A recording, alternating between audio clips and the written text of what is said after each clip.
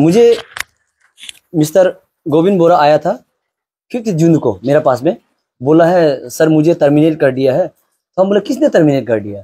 तो उसने बताया कि आशीर्वाद पात्रा, दिस इज मिस्टर आशीर्वाद पात्रा। नाम बहुत सुंदर है इसका, इंजीनियर है NSDCL का, यहाँ तेजुई पे ऑफिस है इसका यहाँ पे। तो उसने बोला मुझे टर्मिनेट कर दिया। तो मैंने बोला इसका ऑफिस, हेड ऑफिस कहाँ है?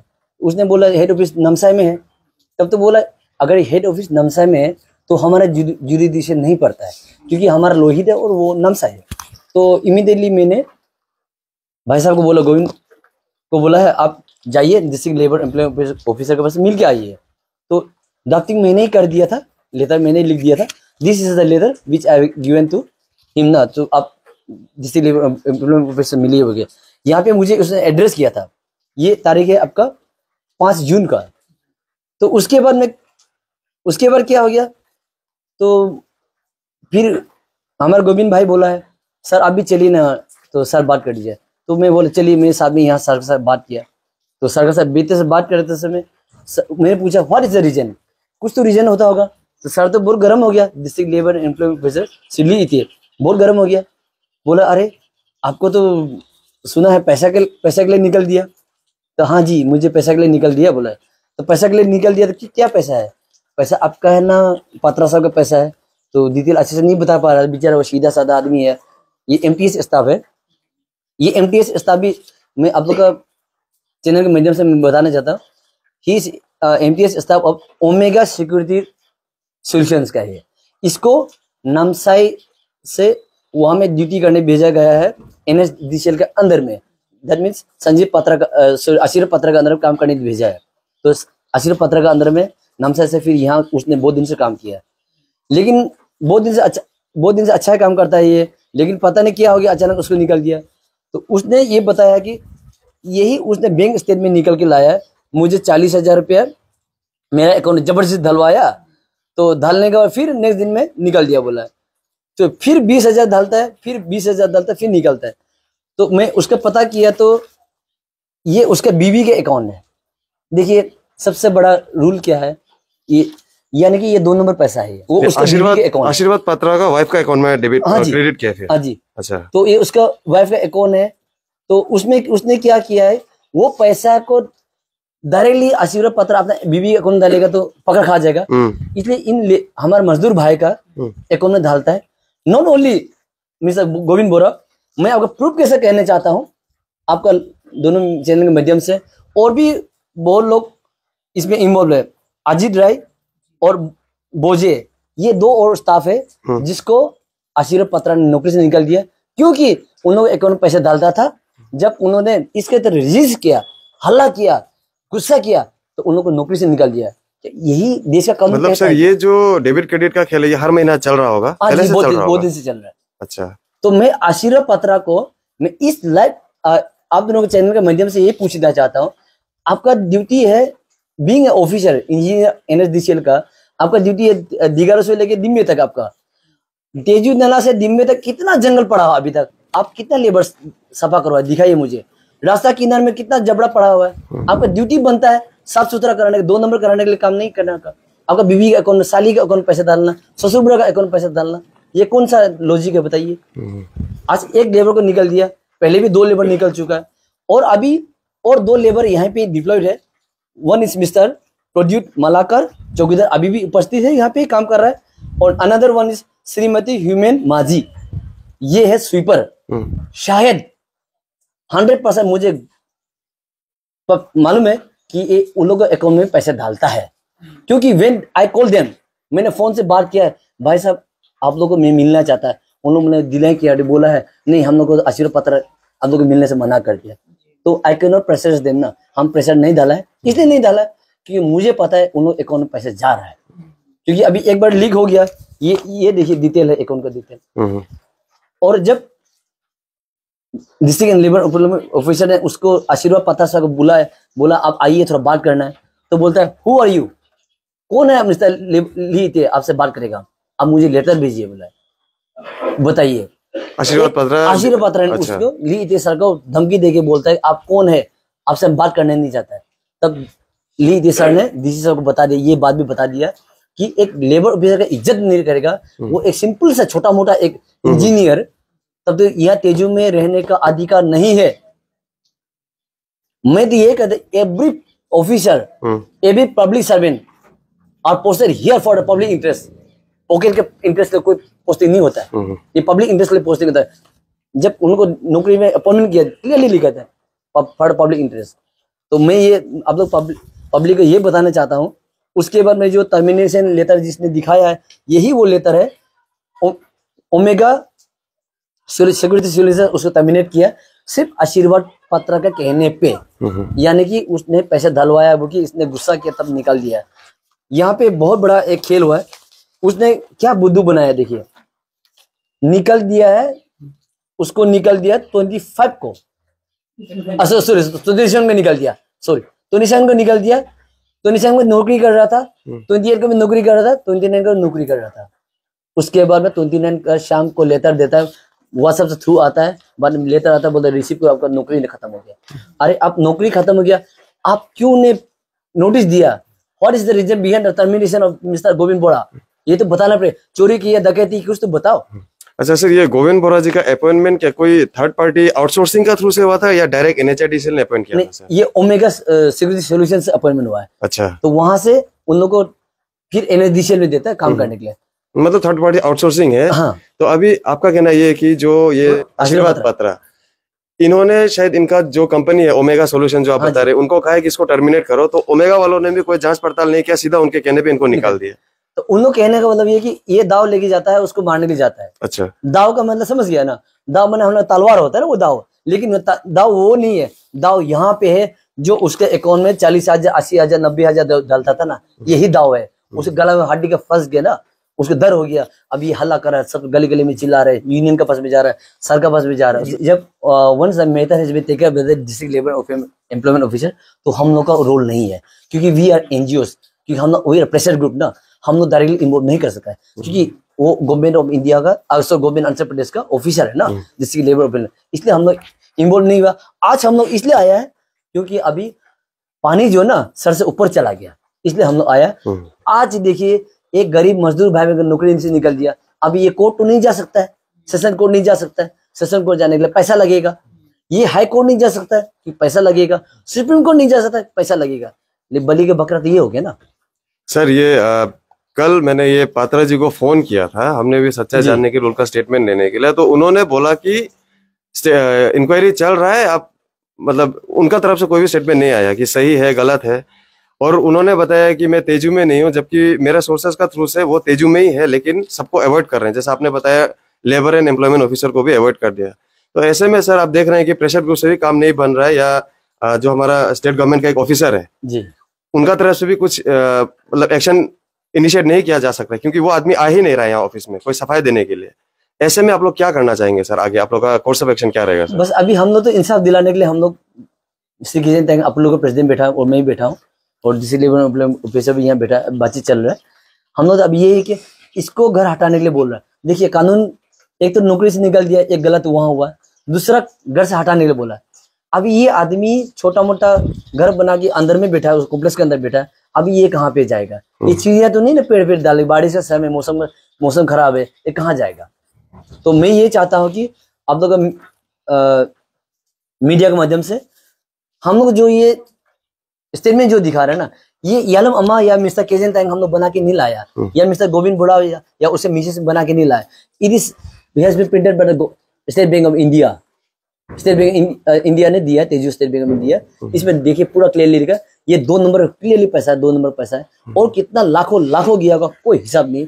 सो I would like to appeal, मैं डीसी से अपील करता हूँ, इनकम टैक्स डिपार्टमेंट इंडिया से अपील करता हूँ, उसका पुलिस डिपार्टमेंट का इंक्वायरी चल रहा है, उससे भी अपील करता हूँ। मुझे उम्मीद भी है कि इंक्वायरी में दूध का दूध पानी का पानी होना चाहिए, कि गरीब को रोजगार मार दिया, अभी ये कहाँ पे जाएगा?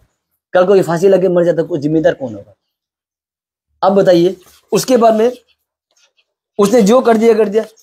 यहाँ पे हम लोग का डिस्ट्रिक्ट लेबर एम्प्लॉयमेंट ऑफिसर, उसने लेटर लिख के दिया नामसाई पे एनएचडीसीएल के जीएम को, अभी तक कोई रिप्लाई नहीं आया। तो I don't know what is the reason behind it. बहुत दुख का बात है, आदमी का यहाँ एक गरीब आदमी का पेट मारा जा रहा है, कोई नहीं पूछ रहा है। एक आदमी का घर उजाड़ा जाए, कोई नहीं पूछ रहा है, तो व्हाई दे आर साइलेंट। हम लोग को फोन तक रिसीव नहीं कर NSDCL का GM। तो ये देखिए 7608958938, ये सोनाली पात्रा का नंबर है। सारे 12:48 में इसको कॉल करता है रात को।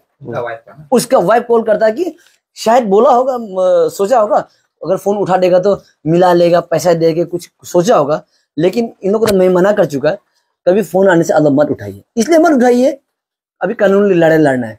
अब जो होना था होगा, पुलिस अपना काम कर, FIR लॉस हो चुका है।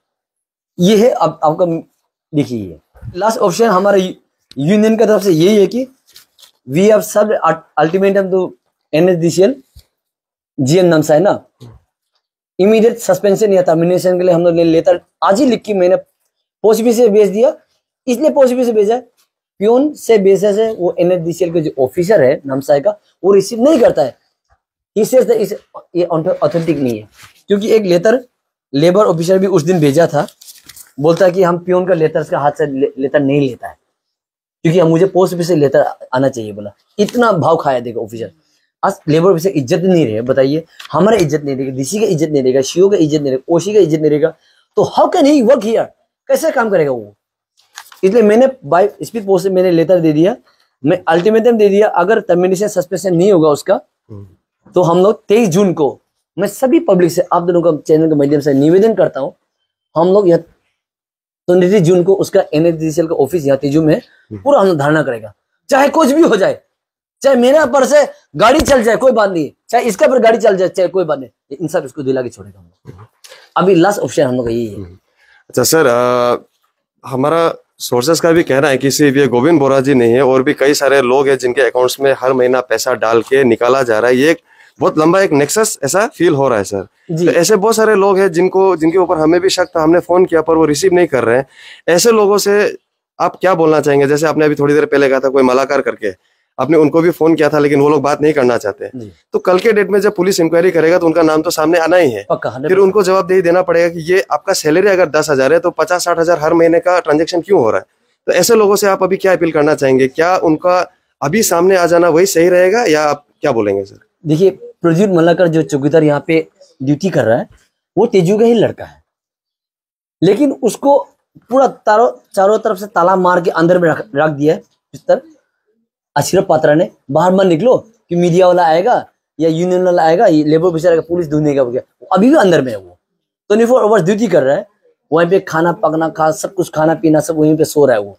और नेक्स्ट ह्यूमन माजी स्वीपर है, वो आना जाना बाहर से करती है स्वीपर। ये दोनों का अकाउंट मुझे पूरा अभी भी मैं बोल रहा हूँ, ठोस एकदम दिल से बोलता हूँ, शायद ये दोनों का अकाउंट में 100% बोलता हूँ, ये दोनों अकाउंट में पैसा ट्रांजेक्शन होता है। इसलिए ट्रांजेक्शन नहीं होने से अभी तक क्यों बाहर नहीं निकला? अगर वो दोनों भी अगर हमारा वीडियो, आप दोनों का वीडियो को देखेगा तो प्लीज आकर पुलिस में जाकर सरेंडर करने से ठीक है, मेरा तो ये कहना है सर। और जो चला गया उसको निकल दिया, engineer Ashraf Patra, mister Ajit Rai and बोजे, बिचार आप दोनों भी कहीं भी ऑल इंडिया में कहीं भी हो, इंडिया है, आप दोनों आकर के स्टेटमेंट देने से ठीक है। शायद उन्होंने अकाउंट में पैसा डाला है, उसके बाद उन्होंने से निकल दिया।